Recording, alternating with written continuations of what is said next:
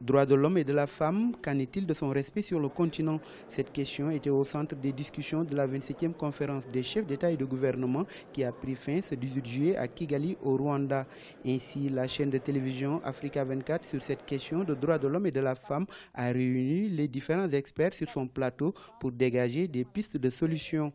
En dépit des progrès réalisés en Afrique au plan politique, la question du respect des droits de l'homme et des femmes reste un maillon faible pour l'image du continent, selon les observateurs du débat d'Africa 24. Cette question de droits de l'homme en Afrique, on a du chemin.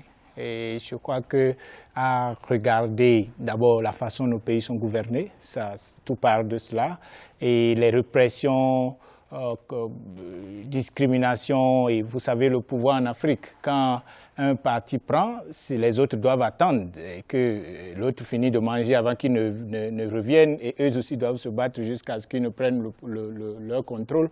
Donc cette forme de société que nous avons, basée déjà sur des questions ethniques et tout, ça fait que ça favorise ce genre de choses.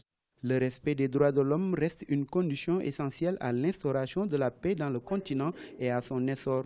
C'est aussi promouvoir la parité et l'équité entre les hommes et les femmes. Même si des efforts restent à faire en matière des droits de l'homme sur le continent, au cours de ces 10 dernières années, l'Afrique s'est améliorée en la matière. L'Afrique n'est pas celle d'hier. L'Afrique n'est pas l'Afrique où les femmes restaient seulement à la cuisine.